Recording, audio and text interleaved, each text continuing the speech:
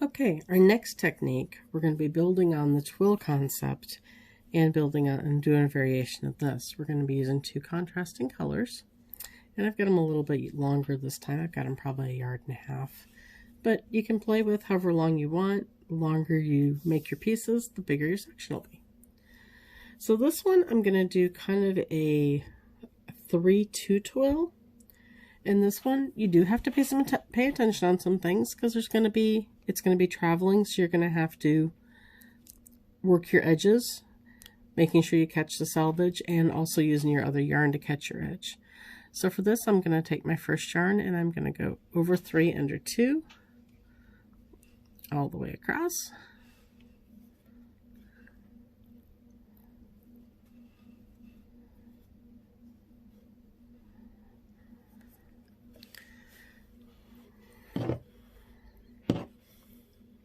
And pull it through, leaving the end that I can work in.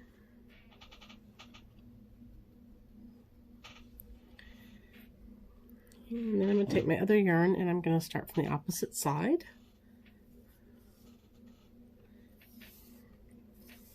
And the yarns that I went under, I'm going to go over. The ones that I went over, I'm going to go under. So it'll be over 2, under 3.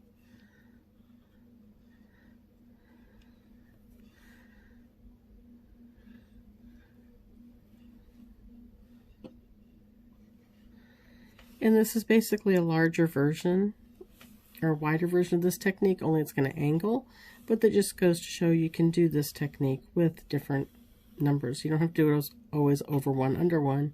You can use 2 or 3. Okay, I'm going to leave a nice long, probably about a 5-inch end there, because we're going to use that to anchor the next row, and we will need to use it to work it in. Okay, so I'm going to take back to my green here. And because I want to stagger where these under 2s are and over 3s, so I'm over these 3, and next I want to be over these 3. So I'm going to be under those 2 and over this 1.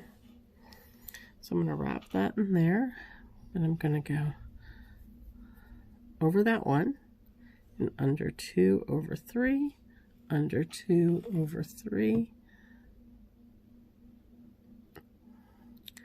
under 2, over 3, under 2, and at the end we're over 2. Make sure our little tail's down here where it belongs. Let's get it through this loop. Just kind of anchor everything in and bring that across. Pack it down, and then we're going to take our gray back and we're going to shadow exactly what we did on that one. So here when we get to the end, we were over 2. Well, here we want to be under the 2, but I want to anchor it.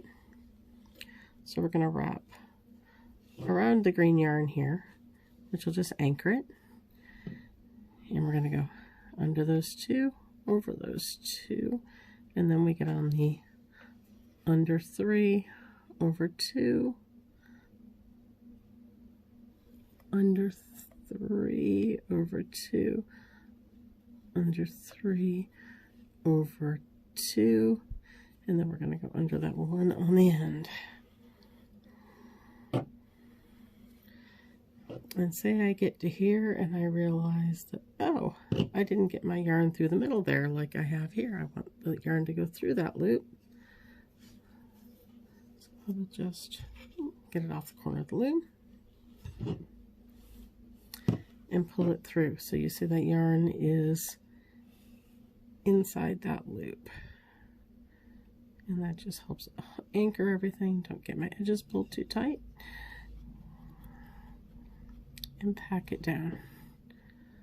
So now I'm back to the green. And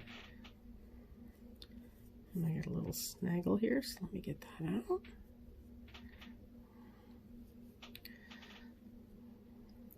If you get a little snag in your yarn like this, you can usually just pick it out with your fingers. As long as you don't pull it tight, it'll usually come out for you pretty easily. There we go. Okay, so now I was over these 3 and under those 2, so now I'm going to go over just 1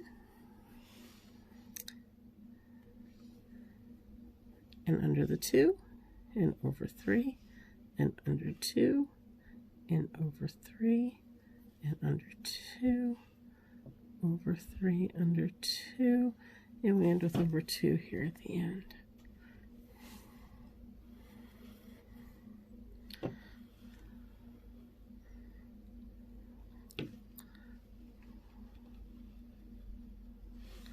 And then our grade's going to come back.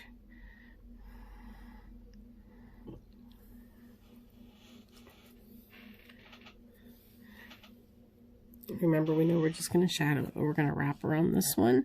So we're going to go under those 2. Wrapping that around there so it secures it, just like we did down here.